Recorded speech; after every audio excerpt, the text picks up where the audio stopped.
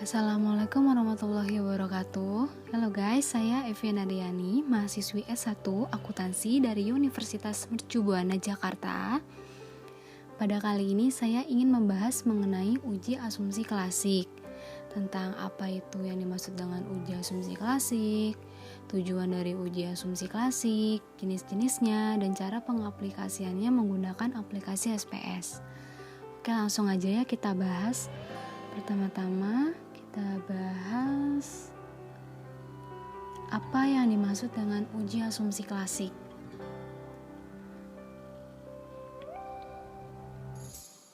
Uji asumsi klasik adalah persyaratan statistik yang harus dipenuhi pada analisis regresi linear berganda yang berbasis ordinary least square atau OLS.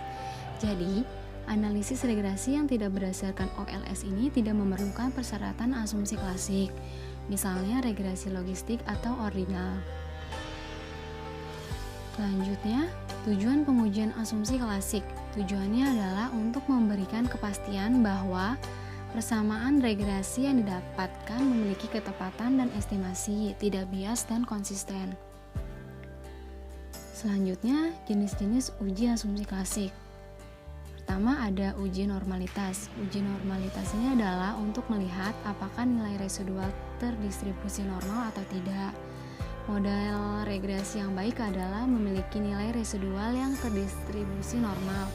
Jadi, uji normalitas bukan dilakukan pada masing-masing variabel, tetapi pada nilai residualnya. Sering terjadi kesalahan nih guys. Kesalahan yang jamak yaitu bahwa uji normalitas dilakukan pada masing-masing variabel.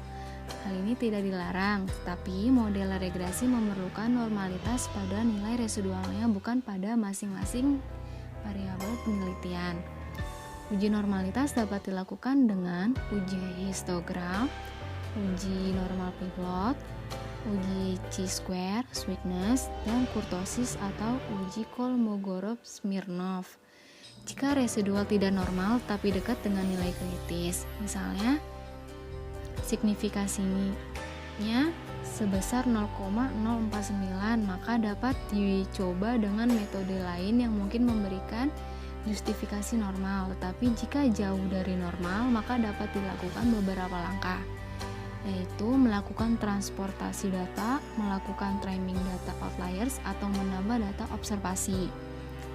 Transportasi dapat dilakukan ke dalam bentuk logaritma natural, akar kuadrat, inverse, atau bentuk yang lain tergantung dari bentuk kurva normalnya, apakah condong ke kiri, ke kanan, mengumpul di tengah, atau menyebar ke samping kanan dan kiri.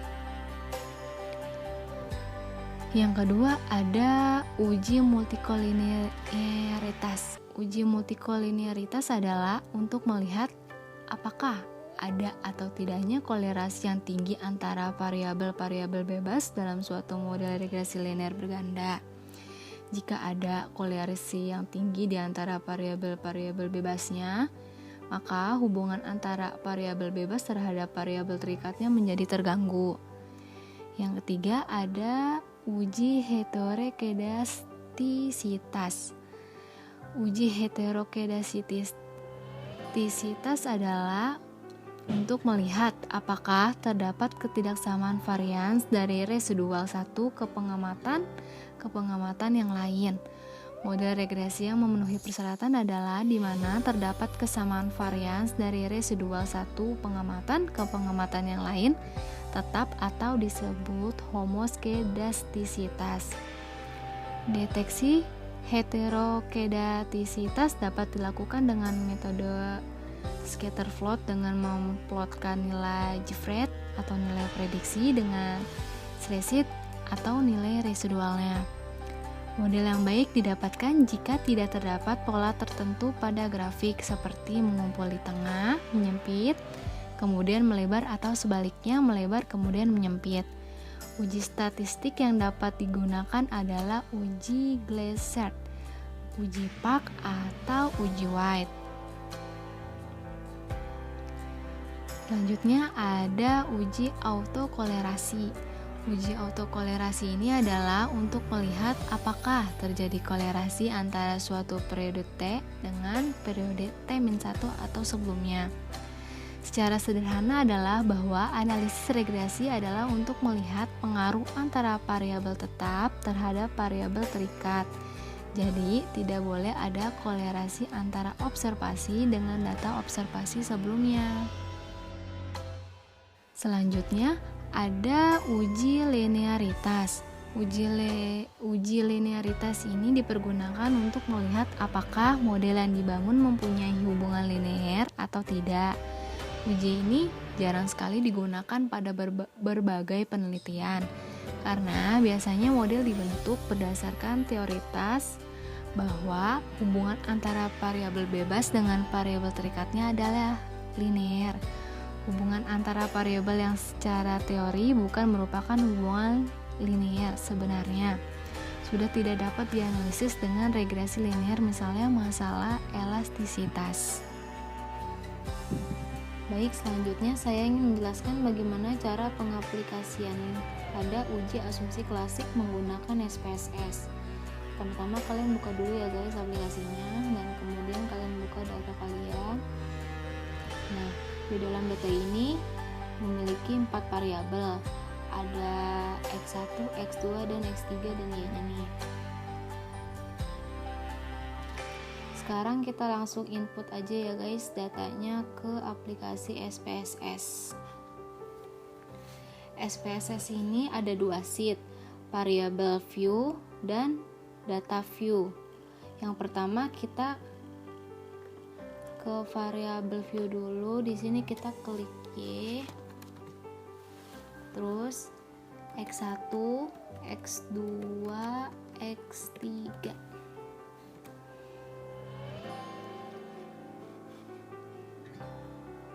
Nah, terus measure-nya kita ganti scale. Kita ganti scale semua.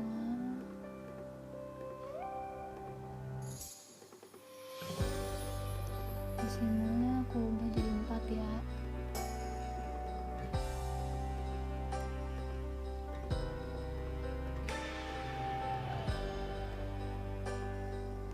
Lalu di label ini kita berikan nama sesuai yang di sini nih, di Excel tadi.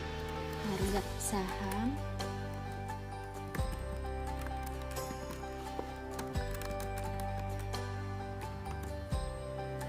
terus ada perubahan modal kerja,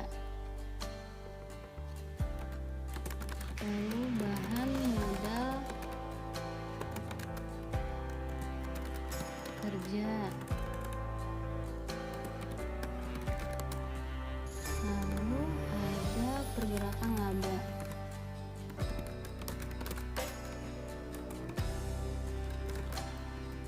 Lalu ada pergerakan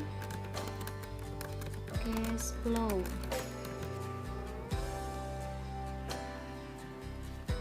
Nah, setelah kita udah masukin seperti ini, kita ke data view-nya. Nah, ini udah masukin nama-namanya. Habis itu kita buka lagi data Excel, kita copy data ini ke SPSS.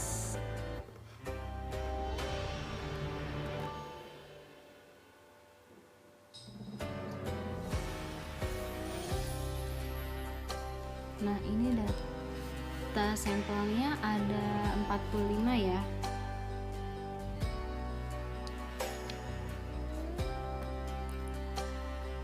Dan ini sudah terisi, jadi kita ingin melakukan uji regresi dan sekaligus melakukan cross check uji asumsi klasiknya, baik itu multikolinearitas, autokolerasi, heteroskedastisitas, dan normalitas. Oke, selanjutnya pertama kita uji normalitas dulu ya guys. Untuk mendapatkan nilai residualnya kita klik regression, linear, lalu harga saham, X1 dan X3 nya dimasukin ke independen. Habis itu kita klik save, centang yang unstandarized-nya ini, terus kita continue, lalu oke. Nah, ini kita udah dapetin nilai residualnya. Habis itu kita analyze non parametric test, lalu ke sampel KS.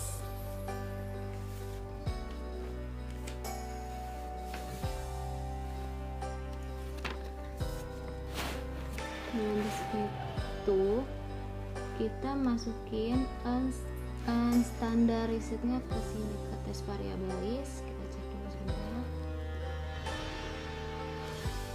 Habis itu klik OK. Nah, ini hasilnya. Ini hasil uji normalitas, di mana dalam uji normalitas kita menggunakan one sample kolomograf Smirnov.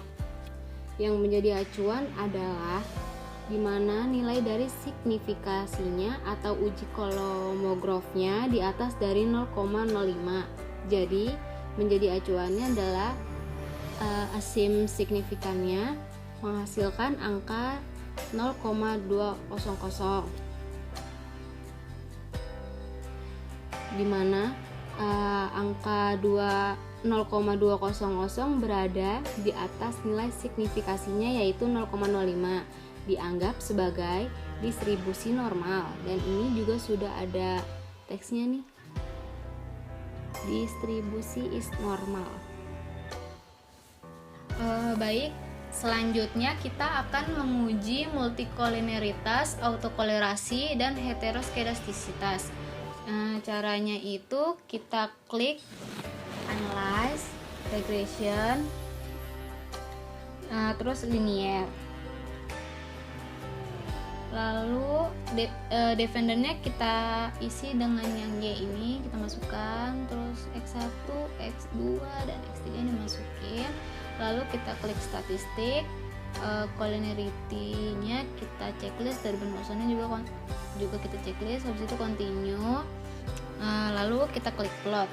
Plot ini untuk melihat penyebarannya nanti, baik di histogram maupun normal probability-nya. Kemudian sebaran heterosnya, ngeceknya tuh kita bisa menggunakan spreadsheet-nya itu masukinnya ke Y nih, Y-nya masukin spreadsheet, terus X-nya itu JFrame. Lalu kita klik continue, terus itu oke. Nah, ini hasilnya. Pertama kita cek multikolineritasnya dulu. Secara sederhana, multikolineritas ini untuk mengecek apakah ada kesamaan data, pergerakan data dari variabel antar variabel independen. Jadi kalau ada 3 variabel independen yang ingin kita uji, jangan sampai nanti antar independennya ada error yang sama. Cara ngeceknya itu adalah kita lihat nih colinarity-nya, ada tolerance dan ada FIF. Dia akan bebas masalah multikolineritas jika nilai toleransinya itu di atas 0,1 dan nilai FIF-nya tidak lebih dari 10. Dan ini hasilnya itu X1 0,748, dia di atas dari 0,1, X2-nya juga 0,637, di atas dari 0,1, X3 juga 0,06, di atas dari 0,1. Lalu FIF-nya ini X1-nya kita mendapatkan hasilnya 1,336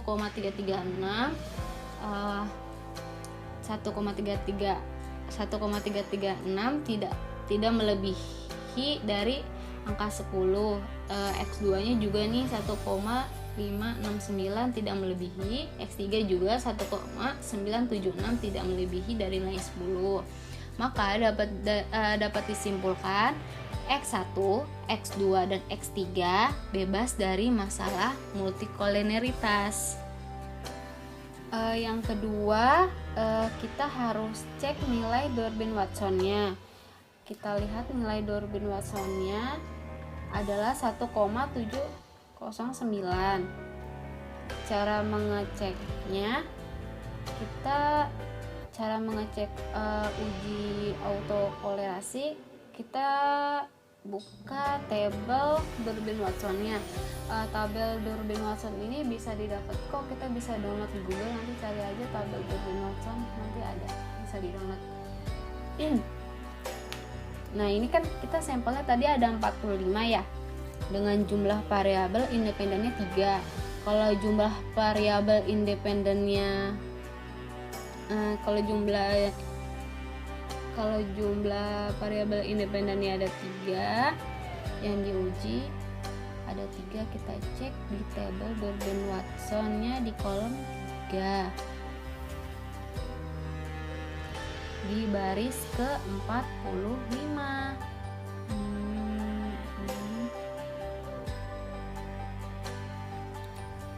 Atau sebanyak jumlah data kita ya.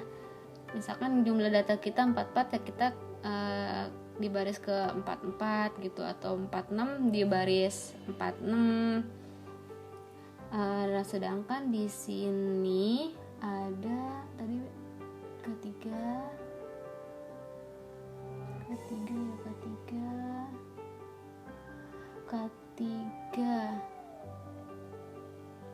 Nah, di sini K3 DL-nya itu 1,3832 dan DU-nya 1,662. Lalu kita cara mengujinya itu dengan cara masukkan ke dalam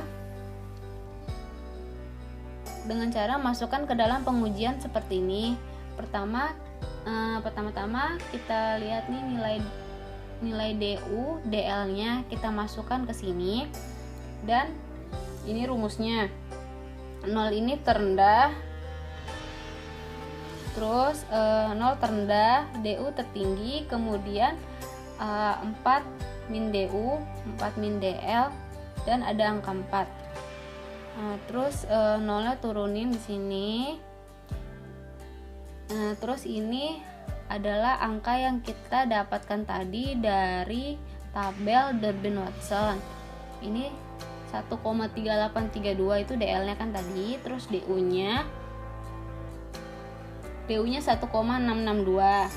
Lalu kemudian 4 dikurang dengan DU-nya tadi 1,662, lalu hasilnya adalah 2,338.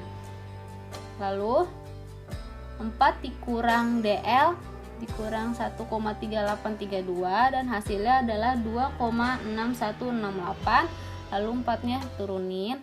Kita cek nilai Durbin-Watson tadi di mana posisinya. Jadi misalnya posisinya tuh jadi misalkan posisinya tuh di bawah mengalami autokolerasi negatif. Kalau dia di atas, maka ada masalah kolerasi positif. Yang baik sih beradanya tuh di tengah sini nih, di tengah ini. Kita cek dulu ya hasilnya yang tadi itu berapa. Nah, yang tadi itu kan hasilnya 1,709 ya, berarti di sini kan di tengah nih, di tengah-tengah posisi 1,62 dan 2,338. Maka dapat disimpulkan dari hasil itu maka bebas dari masalah autokolerasi. Selanjutnya ada heteroskedastisitas, yaitu penyebaran data. Ada beberapa cara untuk melihat heteroskedastisitas, yaitu menggunakan scatter plot. Kita buka lagi SPS-nya. Nah, ini scatter plotnya. Nah, jika datanya tersebar seperti ini, tersebar acak di atas 0 dan di bawah 0, di bawah 0 data. Dan di bawah 0 datanya juga tidak membentuk pola tertentu atau mengumpul di suatu titik atau membentuk pergerakan yang sama, maka dari itu ada masalah heteroskedastisitas. Akan tapi jika tampilannya seperti ini, tidak ada masalah heteroskedastisitas. Cara kedua ada uji Glatzer. Caranya itu kita analyze, lalu regression, linear. Nah, kita klik save, kita centang yang standarnya tadi, yang seperti tadi, yang normalitas tadi. Ini kita untuk mencari nilai residualnya ya guys. Terus kita klik OK. Nah, ini dia nilai residualnya udah keluar. Kemudian kita transform angka residualnya. Ini kita absolutkan.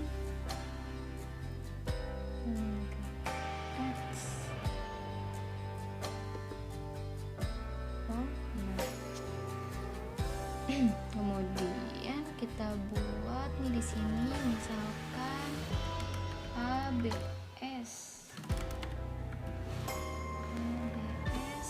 res.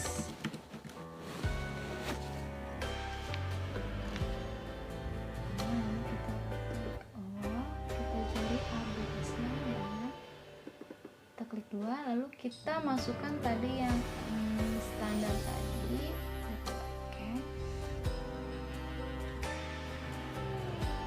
Lalu kita klik OK.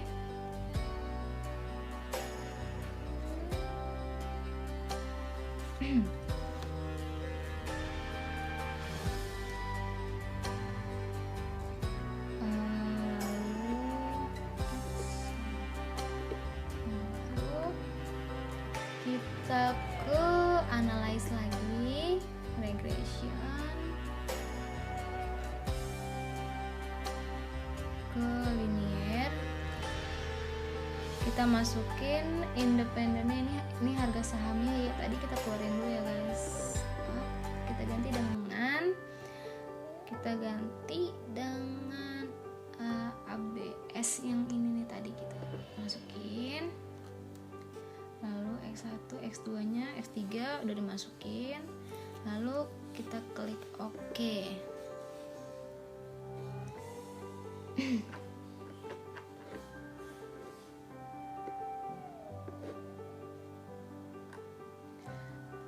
Lalu kita cek hasil koefisiennya.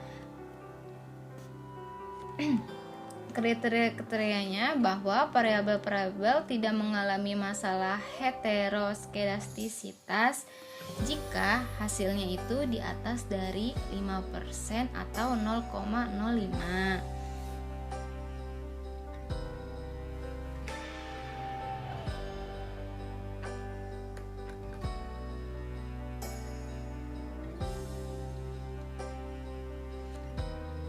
Nah, terus ini kesimpulannya adalah dari hasil ini bebas dari masalah heteroskedastisitas. Oke, yang terakhir kita cek hasil akhir pengujiannya, apakah hipotesis itu dapat diterima atau tidak. Caranya itu kita ke analyze, lalu regression, linear. Nah, habis itu dependennya kita ubah menjadi Y atau harga saham. Independennya X1, X2, X3, lalu kita klik OK. Kita lihat hasilnya di paling bawah. Nah, hasilnya ini menyatakan bagus karena ANOVA-nya signifikan. ANOVA signifikan menyatakan bahwa pasangan variabel yang diakui model analisis berganda ini modelnya yang bagus. Terbukti dari nilai R-square-nya itu cukup besar, yaitu 0,413. Secara parsial, X-nya berpengaruh pada signifikan terhadap Y terbukti dari level signifikannya di bawah dari 5%. X1 0,001, lalu X2-nya 0,021, lalu X3-nya 0,243. Signifikannya X1 0,021,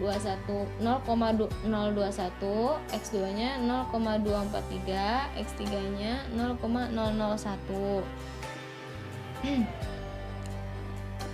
Terbukti nih yang X1 signifikan, X2 tidak, X3 signifikan. Cara kedua, kita lihat dari tes statistiknya. Jika nilai statistiknya di atas 1,96, hasilnya signifikan. X1 minus 2,404, X2-nya 1,184, lalu X3-nya 3,592. Nah, jika minus menyatakan arah pengaruhnya terbalik ya. Jadi dari hasil tes statistik ini dua yang signifikan.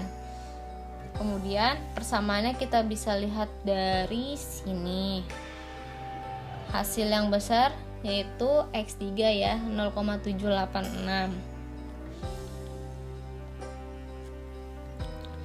Lalu kalau misalkan minus itu tergantung hipotesisnya. Jika hipotesisnya terbuka, misal X1 berpengaruh signifikan terhadap Y. Kalau seperti itu artinya hipotesis terbuka. Jadi jika hasil tes statistiknya di atas 1,96 baik positif atau negatif, wajib diterima kecuali X1-nya berpengaruh positif dan hasil negatif, maka hipotesisnya harus ditolak. Seperti itu teman-teman. Mungkin itu saja dari video kali ini. Terima kasih telah menonton video ini. Sekian dari saya. Wassalamualaikum warahmatullahi wabarakatuh. Mohon maaf jika ada kesalahan.